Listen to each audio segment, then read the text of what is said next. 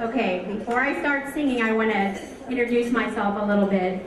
I'm Rhonda Allen, and I teach 4th grade at Thorpe Gordon Elementary. I want to tell you before I start that I wish that everybody had the heart of a child. And the reason why I say that is because they don't see color, they don't see anything but just the heart of each other. And so I wish that we could all get back to that, just having the heart of a child. So the song that I'm going to sing is Let There Be Peace on Earth, and I think it's very fitting for this occasion.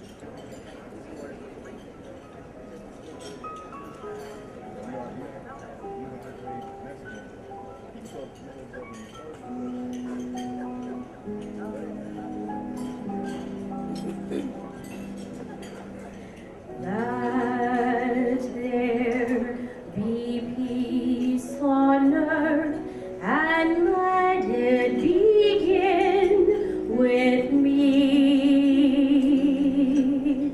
Let there be peace on earth, a peace that was meant to be.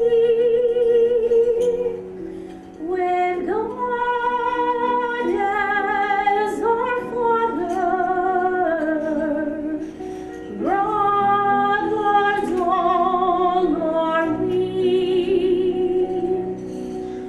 Let me walk with my brother in perfect harmony. Let peace begin with me. Let this be the moment now. With every step I take, let this be my solemn vow. To take each moment and live each moment and peace eternally.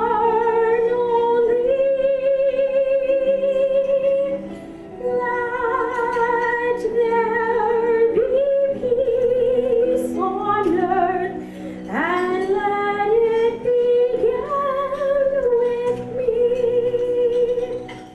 Now, I know that everybody is eating, but the second time through, I would like for everyone to join in.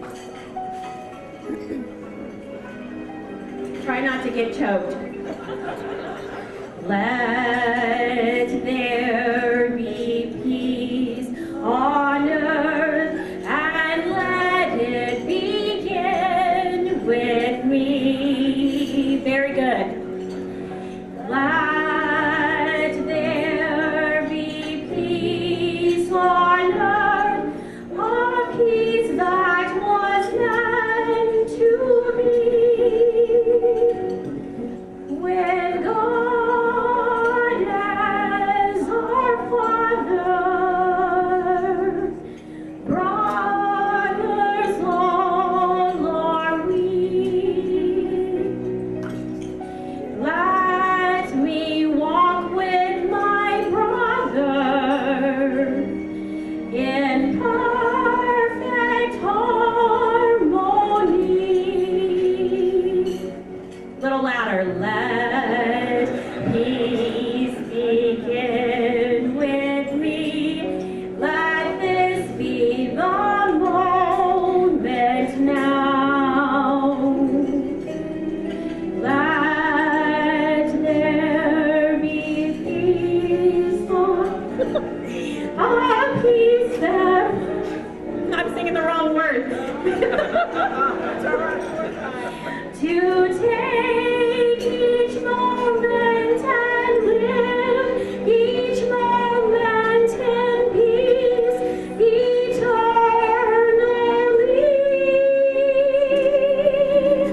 Let there be peace on earth, and let it begin with me.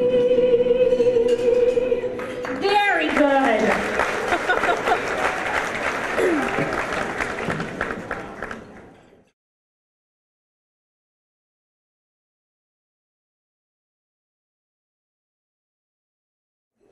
Good evening. Please continue if you're eating your entree or enjoying your dessert. Go right ahead. I think that we're going to start with the presentation of awards.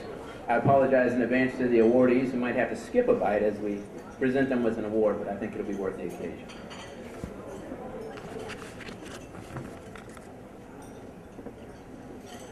The first award that we're going to present this evening is the Roy Wilkins Award. It's given in recognition of an individual who's devoted, literally, their lives to finding solutions to racial inequality, promoted educational excellence, and demonstrated courage in the fight for equality, justice, and civil rights. If you ever wonder what it's like to be underfunded, mistreated, and disregarded, I think only Dr. Elisa Warren could answer it appropriately. As the Executive Director for the Missouri Commission on Human Rights, she is charged with leading an organization that has one mission: to put itself out of business. It seeks to do that through its educational efforts and secondly through its enforcement efforts, trying to make sure that justice and equality has a meaningful reality for people throughout Missouri. That's not easy, and you're going to upset a lot of people. I think that as a portion, as a department or an agency, a Type 3 agency, if you will, of the state, it's seen its share of returns. Those haven't always been positive. In fact, I can't count the last year that the Missouri Commission on Human Rights has seen any increase in its budget, but I know that since I've been back in state government, at least since 2005, there's been significant cuts in every year.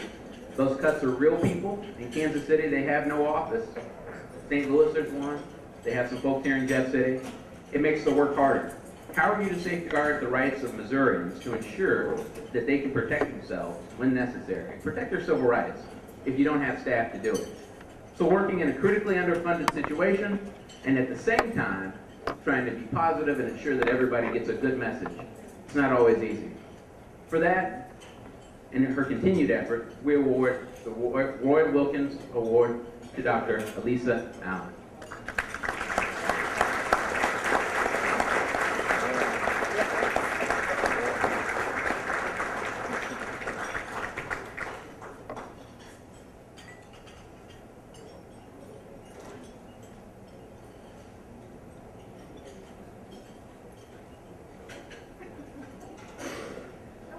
Thank you to the Jefferson City NAACP for this honor. You're absolutely right, Ron. It is very difficult times. I think probably most people in this room understand with tight budgets and a climate where we're continuing to lose our funding. We have champions, so many of which are in this room, like the Jefferson City NAACP. I see Reverend Foley over there from Rolla. How are you? And my staff in the back, raise your hands. We couldn't do it at the Missouri Commission on Human Rights without our dedicated staff, who, as you know, many state employees go for many, many years without any sort of increases, and the workloads don't get any smaller. But as Ron said, our mission is to uphold the Missouri Human Rights Act and to protect individuals from discrimination in our state.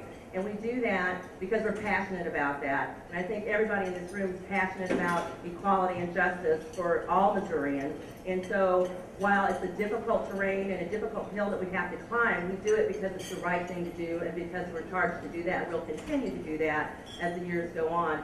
As he also mentioned, and Representative Barnes mentioned, and several other people earlier, is that we've had attacks on the Missouri Human Rights Act for many, many years, 7 or 8 years now, where we're looking in our General Assembly to turn back the hands of time, if you will, on human rights in our state.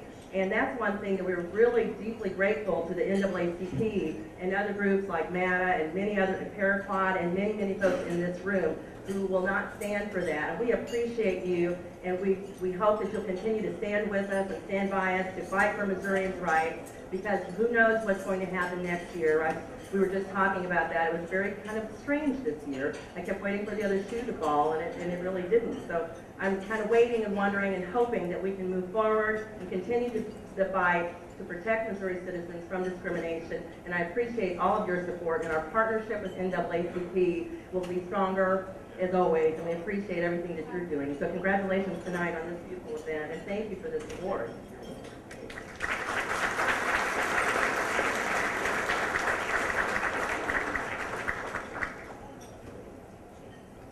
every year it's my pleasure to be able to bestow the President's Award.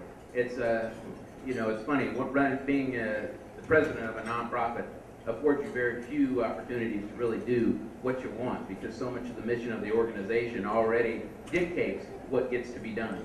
But it's my pleasure to be able to invite Staff Sergeant Lorraine Akfaji, okay.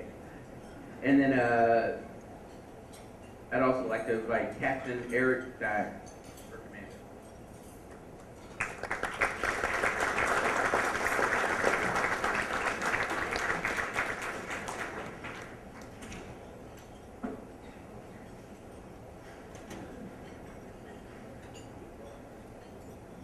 We're really blessed tonight to have the support of the Missouri National Guard. In years past, we've enjoyed General Danner and his wife, who've often been with us. They can't be with us tonight, but I sincerely appreciate Captain Doyle Colonel Doyle being with us this evening. He accepted the award on behalf of the National Guard, which most did just earlier, but I certainly appreciate everyone being here. Captain. Absolutely. Thank you for having the Missouri National Guard here. And then I just want to say a few things about Sergeant Faji here. We had an Asian Pacific Islander event a couple of months back, and I'm thankful to have somebody like Sergeant Faji in my unit. He continues to open my eyes every day to different things that we can do, challenges us, make sure that we are continuing to involve our community and doing different things. So thank you, Sergeant Faji, and well-deserved award.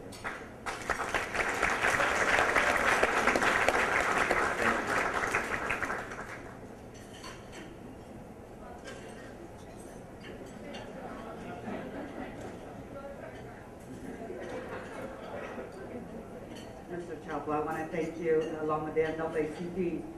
I am honored to receive this award. Thank you. Colonel Boyle, thank you, sir, for being here. Captain Dyer, Lieutenant Colonel Boykin, I appreciate all your support.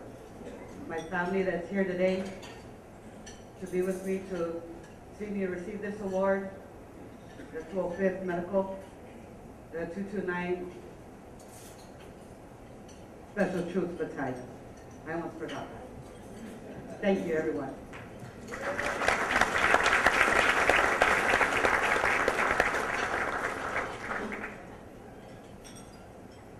The second Presidential Choice Award goes to First Sergeant Bradley Kohler.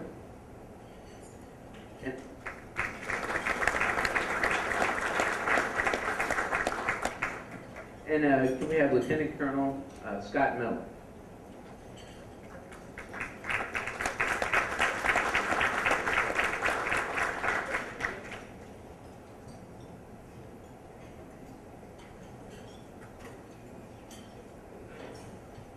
Hey, I started the job as a recruiting commander about 7 months ago, and fortunately, First Sergeant Kohler and I had worked together about 15 years ago. So it was great to fall into the command, already having someone that's one of your right-hand man that can help you be successful, and that's what he's done, and he's done a great job. So congratulations.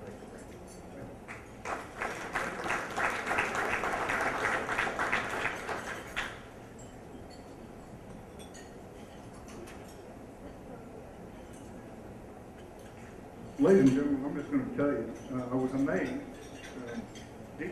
humbled and honored for receiving an award for doing the right thing. It's not that difficult. He's my boss, he gives me a task, and I do the right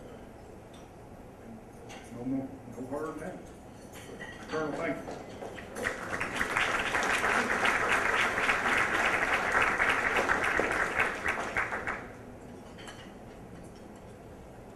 You'll see on your program that the next award we're going to bestow is the Lifetime Service Award.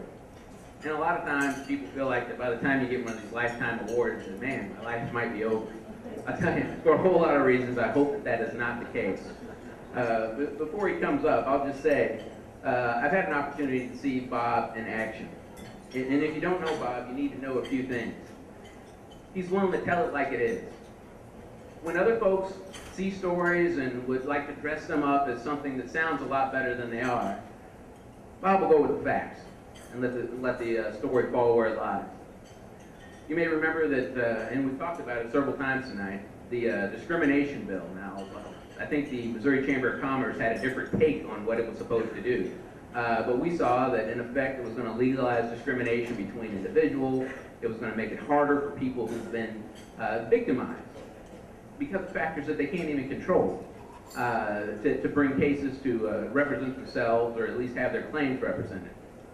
Bob was the first to report, not what he called it, but what somebody else called it, Jim Crow.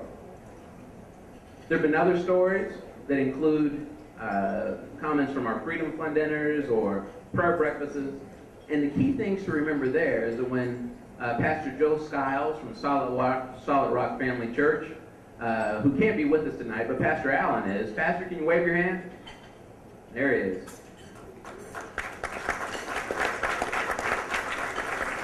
When Pastor Skiles called upon the religious community to help repair some of the tears that have been made in society based on race, Bob reported it.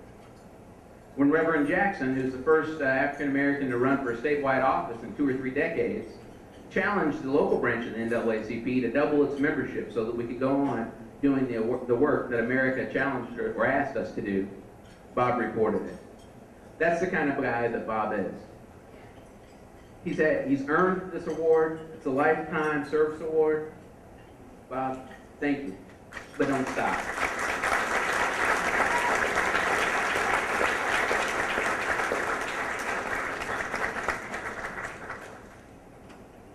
Thank you.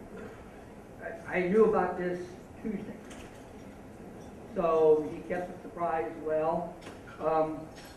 And this is kind of awkward because people in my business are supposed to ask questions and cause trouble and not necessarily be honored. So I appreciate the honor. And when I'm done, I'm going to sit back down and take notes because apparently somebody with more importance than I am is about to give an address.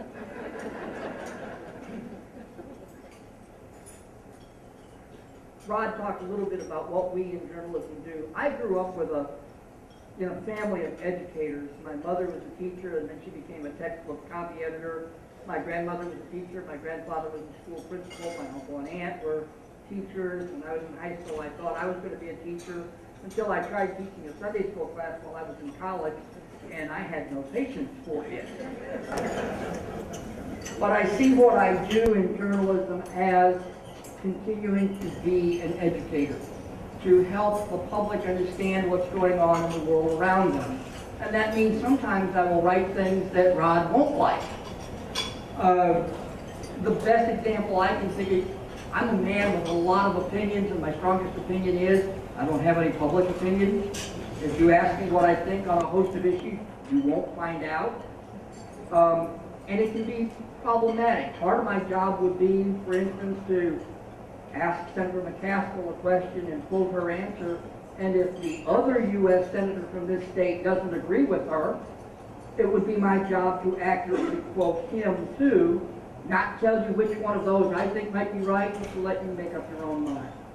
Hopefully that's what I've done in my 40-year career. Hopefully that's what I'll do in the next 20 or 30, I'm 62, I'm not sure how long this is going to last, career. And I hope that I continue to help you know about what's going on in the world around you. And again, thank you for this honor.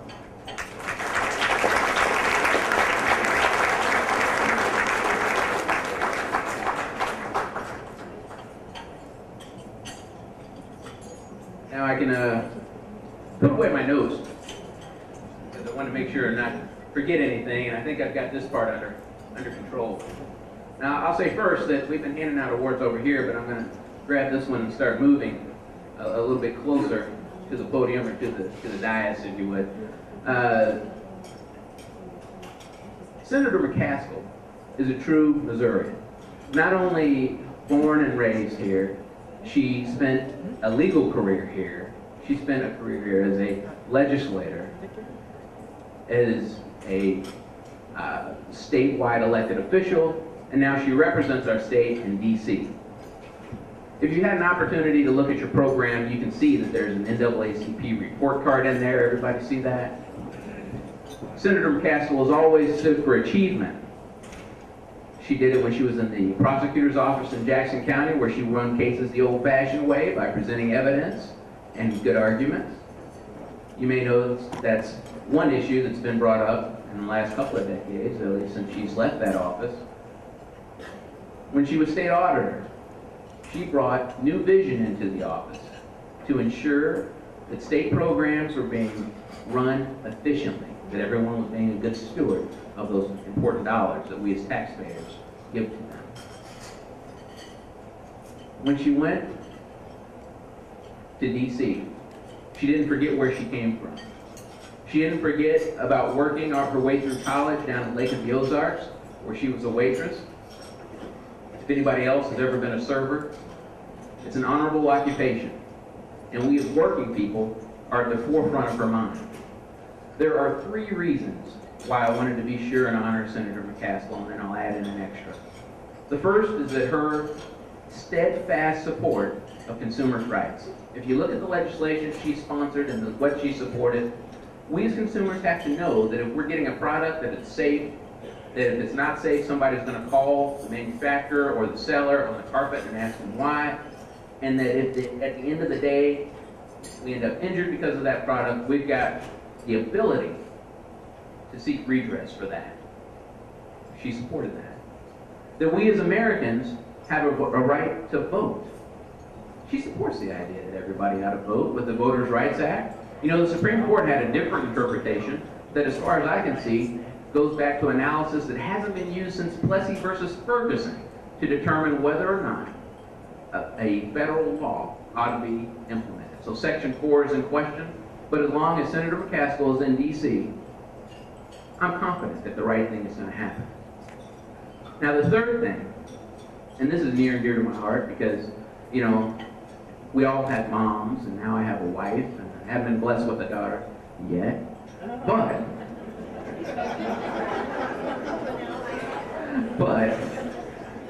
you know, my mom told me, and it was very simple, don't hit girls. You know, she made it stick.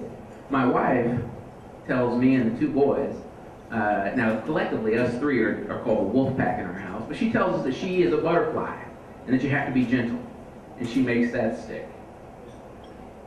I think that it's only fitting that our senator makes it stick when we say that there's not going to be violence against women and that we're going to have federal legislation to prevent it.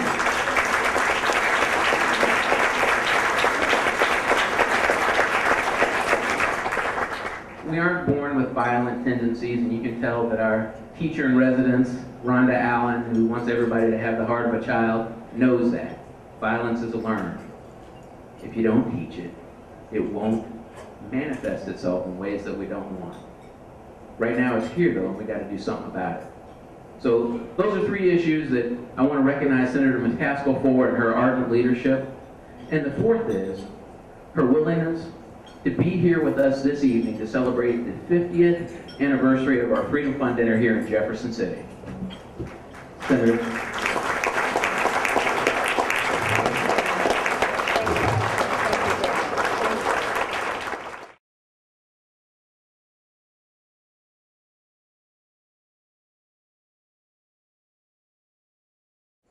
I am thrilled to be here tonight. I want to thank you all for coming. It is an honor to be here on the 50th Freedom Dinner.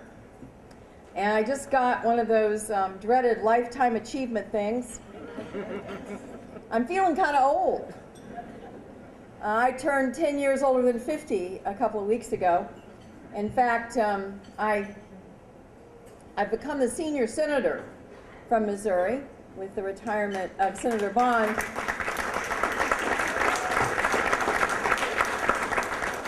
And on more than one occasion, a kind Missourian who's introducing me gets a little tongue-tied and says, I'd now like to introduce the senior citizen from Missouri. And that is always a little bit of an awkward moment. So happy birthday on the 50th dinner. And I want to tell you that I was very, very lucky on my 60th birthday.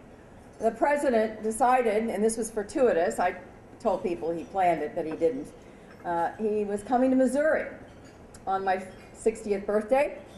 And so I got an invitation to travel with him that day on Air Force One and spent the entire day with my friend as we went to Galesburg, Illinois, and spoke at Knox College, and then on to Warrensburg to speak at Central Missouri University, and ended the day with him carrying a cupcake to me singing happy birthday.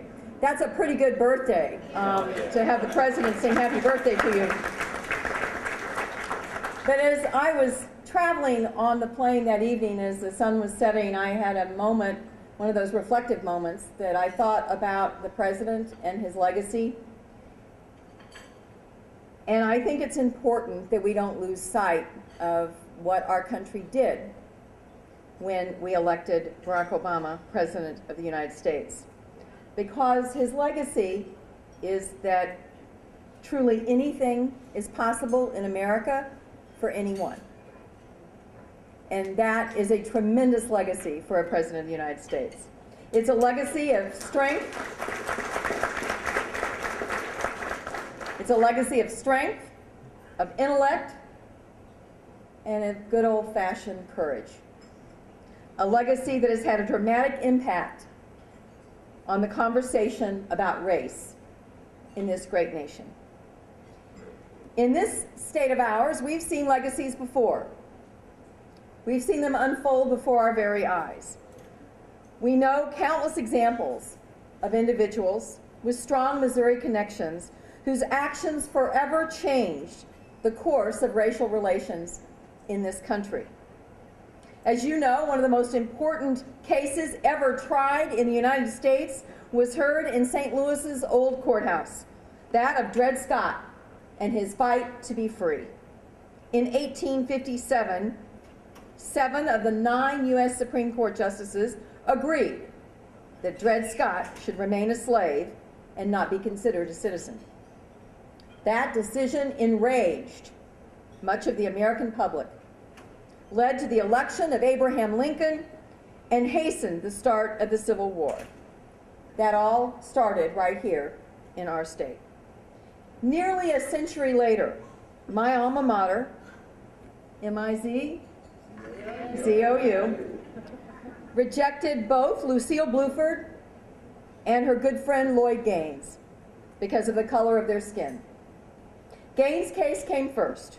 A valedictorian of his St. Louis high school, he wanted to go to law school in his own state. MU instead offered to pay his way to attend a law school in a different state. With the help of your organization, he sued, and the U.S. Supreme Court ruled in favor of Mr. Gaines on appeal. He was within victory. He was about to grasp victory when, for reasons still unknown, he disappeared and was never seen again. Lucille's case came right after Mr. Gaines. She, in fact, had been admitted to the University of Missouri on the basis for her strong transcripts. But when school officials noticed her as she stood in line to register, they told her she had to go. She tried 11 times over 4 years to be admitted to the graduate journalism school. She sued and she lost. Both of those cases were integral parts of the growing challenges around the country that eventually led to the landmark Brown versus Board of Education case. As you know, and if you don't, you should, Lucille went on to become the second publisher of the Kansas City Call. She taught me a lot about speaking truth to power. She became known as the conscience of Kansas City. She believed that solutions for the black community had to be for the whole community. A half a century later, I'm proud that my university apologized to her in person and presented her an honorary degree, saying the following: "Today we recognize that the young journalist we turned away is a tireless role model who uses newsprint and ink to fight for equal educational and employment opportunities for all. We are embarrassed now that you lost the battle at this university, but today we are proud to add you to our list of degree holders at long last. And despite all she went through, when asked about losing her lawsuit, and this tells you so much about the character of this woman, because how easy is it to be bitter? How easy is it to be negative? How easy is it to be a victim instead of a leader? And you cannot be a victim and a leader at the same time. You've got to choose which your life is going to represent. This is what Lucille said. We tried so long to break down that separate but equal business, which was never equal. So sure, you were disappointed, but you just keep going. Just like in the restaurants and the theaters and things, you just keep fighting until you get it done. Nearly a decade later, in 1948, our very own then President Harry Truman issued his executive order to desegregate the military. It read, and I quote, "There shall be equality of treatment and opportunity for all persons in the armed forces without regard to race, color, religion, or national origin." As you know, even though African Americans in uniform had fought and bled for our country throughout our history, rarely had they been treated as equals. Of course, there was opposition to what President Truman was doing. And Truman's crew worked to ensure that the Army, in fact, integrated their recruitment practices. However, full integration did not occur until heavy casualties occurred in the Korean War and forced segregated units to merge for survival. What Truman did in this controversial executive order helped ignite our civil rights movement and put our largest armed service, the Army, in the forefront of race relations. And just like with so many of these historical moments calling for stark change, it still took another 50 years. 50 years. 1998, before the Army bestowed the fully deserved Bronze Star medals on 5 African American World War II veterans. These African Americans were among the 2,221 black soldiers who answered Eisenhower's emergency call in 1944 to serve on the front lines in Germany. But for those who agreed, there was a catch. The volunteers, the black volunteers, had to give up their stripes from their unit and serve as privates. At the end of the war, they were not restored to their rank when they returned to their units, and they never had received their medals. It is amazing to me, even now, in recounting these horrible injustices, how long it took for us to circle back and make some of these wrongs, make an effort to make some of these wrongs right. The moments of Missouri history, these moments in Missouri history starred people who loudly challenged institutional racism. But there were also numerous Missouri African Americans who quietly protested the way they were treated by living lives that set an example, that showed others what was possible through courage and determination.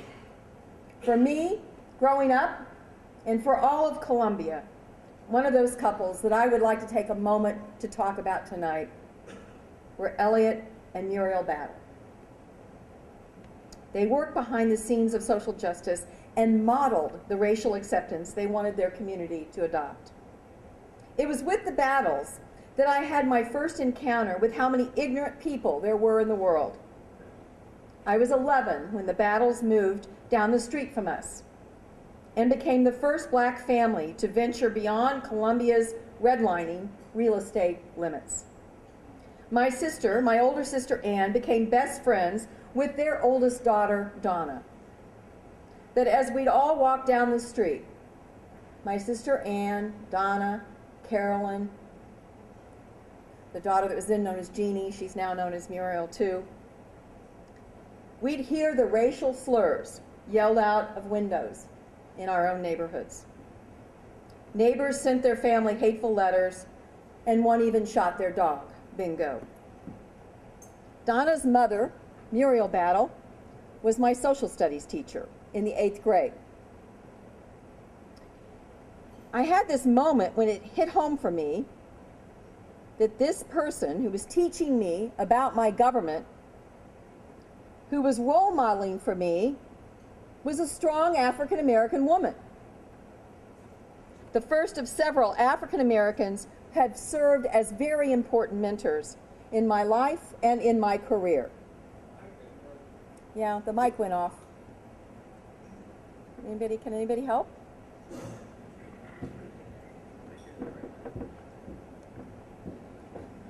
I'm kind of loud. Can you hear me? In the back, can you hear me? Okay, great. I'll keep going.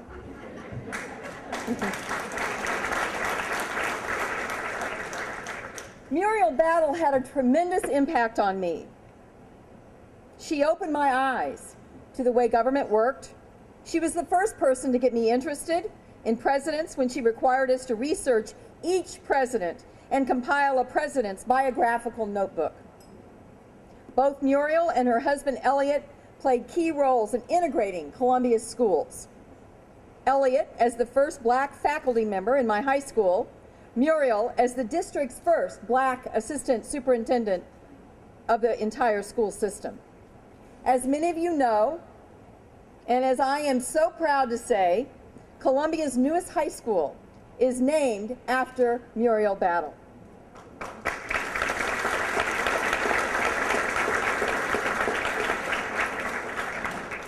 Elliot died this past June, just days after he spoke at the dedication for the new high school. When the Battle children faced the uncertainty of their era, they remember their father routinely saying, "We have to live our lives and do the best we can. And if they knew better, they would do better." We all still need to do better. We're clearly not done. Here we are in a country led by our first black president. At the same time, we have the tragic Trayvon Martin case that filled us with anger and grief and made us question how far have we really come. I am incapable of expressing what the parents of black children must have felt at that moment the verdict was announced. As a former prosecutor, I have respect for juries and how they work. That said, I know in my heart that the result struck fear in every parent of an African American child. And now every day, it has to feel like a 20-pound weight on your back, not knowing for sure if your child is safe walking to a nearby corner market. And not safe for perhaps no other reason than just the color of his or her skin.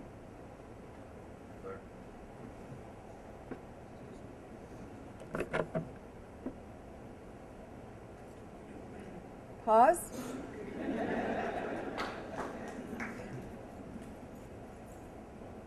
This is the Washington doesn't work disease coming to Jefferson City.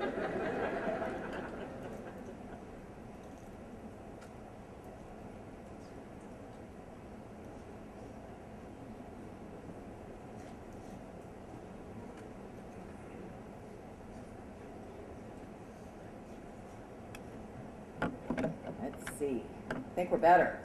Let's hear it for batteries. That said, I think we should all pay very close attention to what President Obama said, his own personal words about Trayvon, when he surprised reporters in the White House press briefing room and called out his own words to talk about the progress we have made. And I quote the president, "As difficult and challenging as this whole episode has been for a lot of people, I don't want us to lose sight that things are getting better. Each successive generation seems to be making real progress in changing attitudes when it comes to race. It doesn't mean we're in a post-racial society. it doesn't mean that racism is eliminated. He went on to talk about his girls. But when I listen and talk to Malia and Sasha, and I listen to their friends, and I see them interact, they're better than we are. They're better than we were on all of these issues. He finished by saying we need to be mindful that, quote, along this long, difficult journey, we're becoming a more perfect union. Not a perfect union, but a more perfect union. So let us face the next 50 years. Let's hope this dinner grows and continues to be celebrated with the message of fellowship that this room is feeling right now. Let's face that next 50 years determined to do better, to honor Dred Scott, Ralph Gaines, Lucille Bluford, Harry Truman, Muriel and Elliott Battle, and President Barack Obama, and thousands of others that seek that brightest sunshine of equality and justice for all. God bless you. Thank you.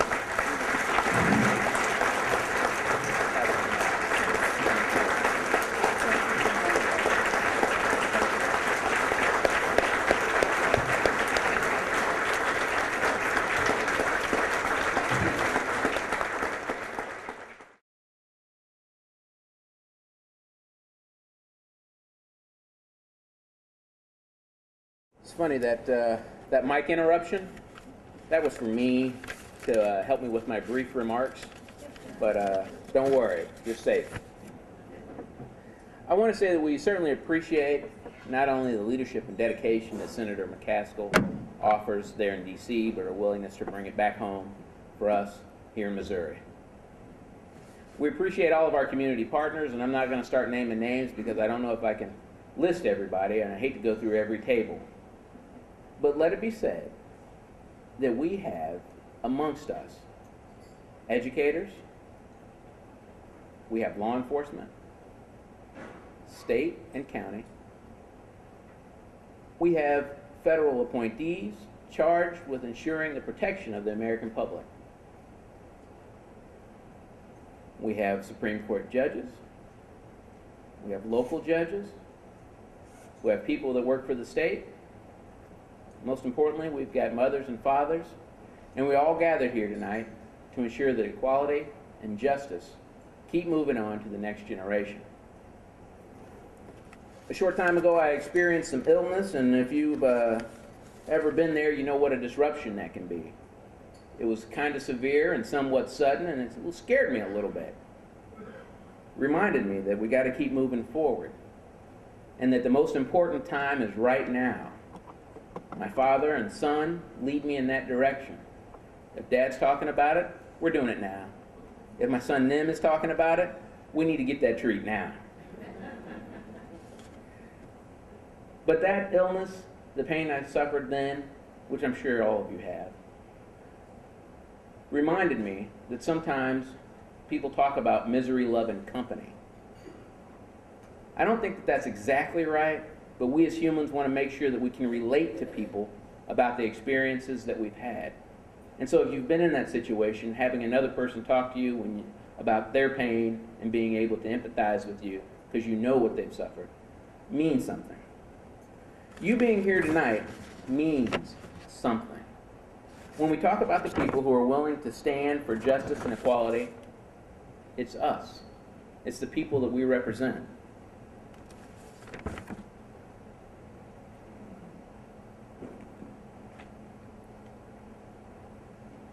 Several years ago, when the Missouri Chamber began its mean-spirited attack on civil rights here in Missouri, disguised it as an employment bill to make sure that companies could come here, we started talking about it.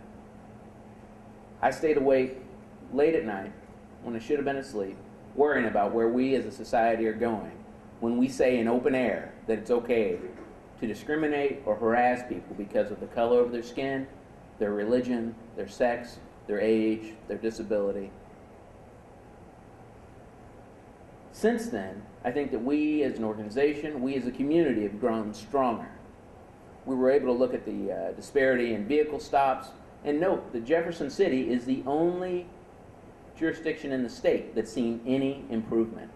That's not by accident.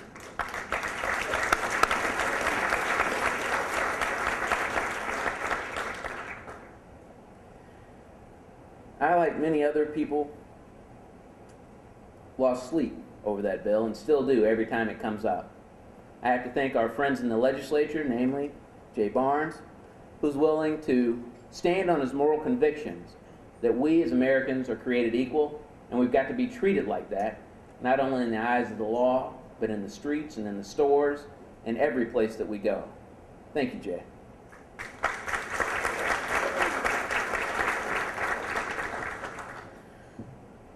And you know, there's another issue that's near and dear to my heart that I got led to by that very act. It's the idea that we as Missourians and as Americans pay taxes. And as you recall, our founding fathers had one idea that if I pay some money, I get to say, right? The idea that we as Americans would be disenfranchised from our ability to vote because of a photo ID is simply repulsive. It's been rejected by the Missouri Supreme Court, and I hope that they continue to do so. The legislation that we're talking about is not aimed, as it would lead you to believe, at preventing voter fraud. Its sole purpose, as far as I can see, and if you look at some of the comments that we've been able to glean nationally from leaders in other communities, is that they seek to make sure that they can win elections. But let me ask you, and I don't care whether you're a civic organization that's throwing ballots in the trash, or you're a national organization trying to eliminate the people who are going to vote against you. If we're going to protect the ability of Americans to be Americans, that is, to pay taxes, to raise their families, to believe in the American dreams, we have to ensure that everybody has a right to vote. Anything else would be undemocratic, and in my view, that entire effort is un-American.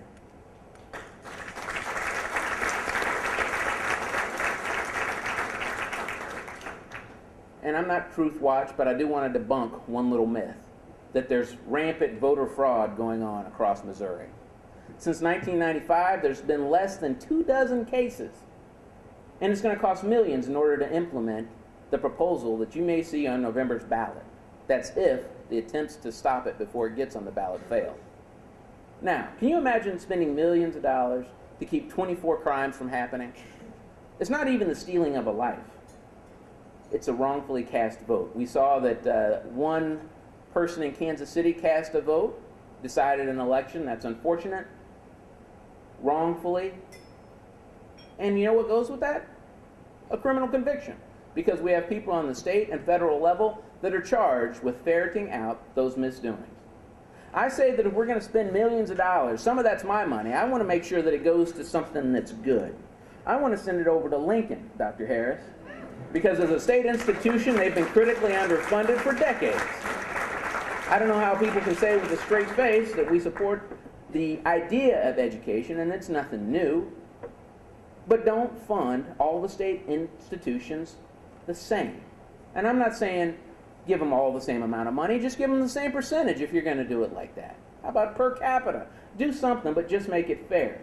It's time, in my view, that we make sure that Lincoln is appreciated for all the good things that it brings to not only our community, but to the state.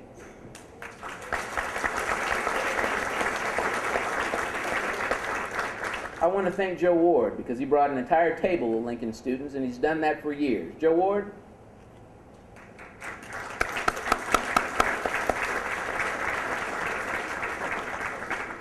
I say that if we're going to spend those millions, let's give it to JCTV. Let's give it to an entity that's fine, give them a hand, that is dedicated to ensuring that the public has an ability to receive information that's not always printed. One of the reasons I was so happy about being able to recognize Bob Watson is because not only does he tell the truth, but he's there to tell it. That's not the story that we see in mainstream media so often. National stories that pique our interest, some, like Trayvon Martin, get reported on, and you actually get to hear the story. But how many Trayvons have there been in the last decade? How many in the last year? How many knew about the story of Ricky Bell in St. Louis? It's hard to get the facts, and so you have to have people that are willing to report it. JCTV does that. Let's give them the millions. You know what? While we're at it, let's go ahead and give the money to the Missouri Commission on Human Rights, because if we're talking about justice and equality, that's their job. Let's give it to law enforcement to make sure that our streets are safe. We've got great law enforcement here. We've got Chuck, we've got Bob, we've got Sergeant Methune, we have Sheriff White.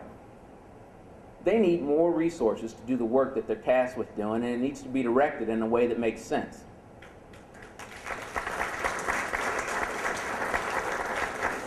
So as you can guess, I'm not really in favor of spending millions to solve a problem that doesn't really exist. In my view, it's another bridge to nowhere.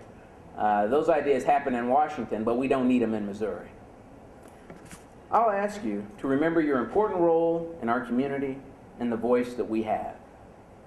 Local institutions have a responsibility to their citizenry. We as NAACP have our responsibilities, and we intend to live up to those. There's been a question that's been raised about how we spend some of our local tax money, and was it going to support legislation that would either disenfranchise voters or disenfranchise us as American citizens by separating us from our civil rights. The Missouri Municipal League was one of the sponsors of that bill, the discrimination bill that's made its way through the House and through the Senate over the last 3 years. This year it didn't get to the to the governor's desk. I want to make sure that in the future, if we're going to venture down this road of talking about taking away my rights, we're going to have a real conversation of where my tax dollars go. I'm not supporting that with a cent, not with a dime, not with a dollar. And I hope that you're all with me.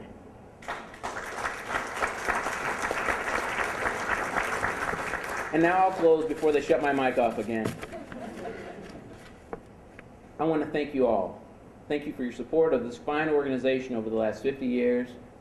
Thank you by recognizing our past presidents who are in the room, and we're fortunate to have them with us. I'll start with my father, who's the immediate past president, Nimrod Chapel, if you'll stand. A Vietnam-era veteran, he's never quit fighting. I want to recognize W.T., who held the post immediately before Nimrod Chapel. W.T., thank you.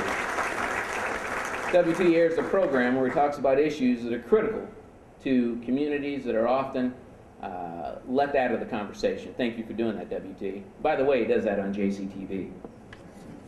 I want to thank all of our fine supporters, and I won't list all of the sponsors, but I'm going to start at the top of the list and name two, simply because they have been with us for as long as I can remember. The Missouri National Guard. Thank you. And the Missouri Association of Trial Attorneys. Thank you. It's good to know that people with guns are willing to protect you. That means a lot to me, because my personal safety is a key issue when it comes to me and my family. But beyond the guns, it's good to know that people with a different kind of know-how are willing to take on battles that other folks might not engage in. And for that, we thank the Missouri Association of Trial Attorneys.